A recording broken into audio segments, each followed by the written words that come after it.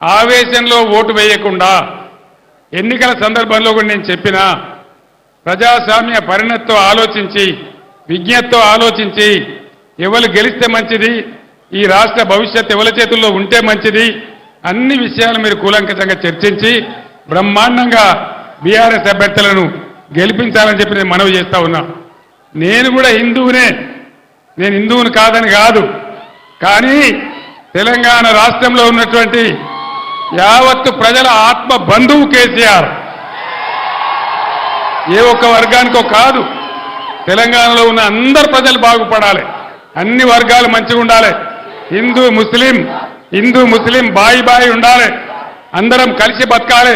దానిలోనే గొప్పతనం ఉంటుంది, దానిలోనే బలం ఉంటుంది. కానీ ప్రజలను విడదీసి చీలదీసి మత విద్వేషాలు రెచ్చగొడితే వచ్చేదేమి ఉండదు. మీ ఎంపీ నోరు తెరిస్తే ఎటువంటి మాటలు ఉంటాయో మీకు తెలుసు, ఎంత గందరగోళం ఉంటుందో మీకు తెలుసు. ఇలా నరేంద్ర మోడీని నేను అన్ని విషయాలలో వ్యతిరేకించిన కాబట్టి నా బిడ్డ కవితను కూడా అరెస్ట్ చేసి జైల్లో పెట్టినారు. అయినా నేను భయపడను, కాంప్రమైజ్ గాను. ఎట్టి పరిస్థితులలో పోరాటం చేస్తే తప్ప కేసీఆర్ ఏనాడు కూడా లొంగిపోయలేదు, ఇప్పుడు కూడా లొంగిపోయే ప్రసక్తి లేదు. 600 సరే లొంగిపోయే ప్రసక్తి లేదు.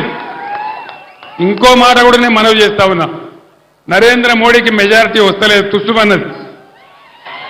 400 पार गिर 100 पार 100 पार हो गया, कोई पार नहीं है, 210 है तो ज्यादा बोल के लोग बोल रहे. అందుకోసం మనం 14 ఎంపీలు గెలుచుకుంటే తెలంగాణ కేంద్ర రాజకీయాలలో కూడా కీలకంగా మారుతుంది. ఈ బీజేపీ గవర్నమెంట్ రాదు, కాంగ్రెస్ గవర్నమెంట్ రాదు, ప్రాంతీయ శక్తులు ఏర్పాటు చేసే గవర్నమెంటే వస్తుంది. అందుకోసం మనది కూడా కీలకమైన పాత్ర అవుతుంది. కాబట్టి దయచేసి ఈ రాష్ట్రంలో బీజేపీ వాళ్ళందరినీ ఓడించింది బీఆర్ఎస్ పార్టీ, కాంగ్రెస్ పార్టీ కాదు.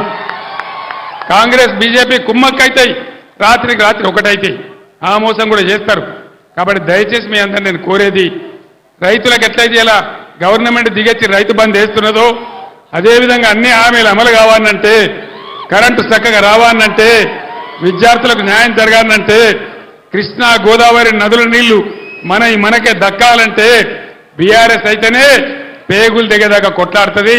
కాబట్టి దయచేసి ఏమరపాటున ఉండకుండా బీఆర్ఎస్ అభ్యర్థి బాజిరెడ్డి గోవర్ధన్ గారిని గెలిపించాలని నేను మీ అందరినీ కోరుతూ నేను సెలవు తీసుకుంటా ఉన్నా.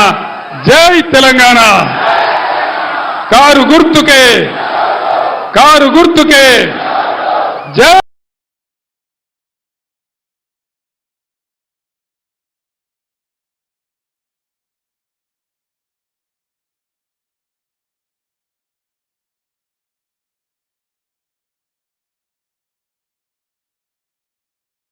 పచ్చండ విలసిల్ల తెలంగాణ తల్లి లక్ష్మమ్మ. ఎంపీని గెలిపించినారు. ఏమన్నా లాభం జరిగిందా నిజామాబాద్ ప్రజలకు?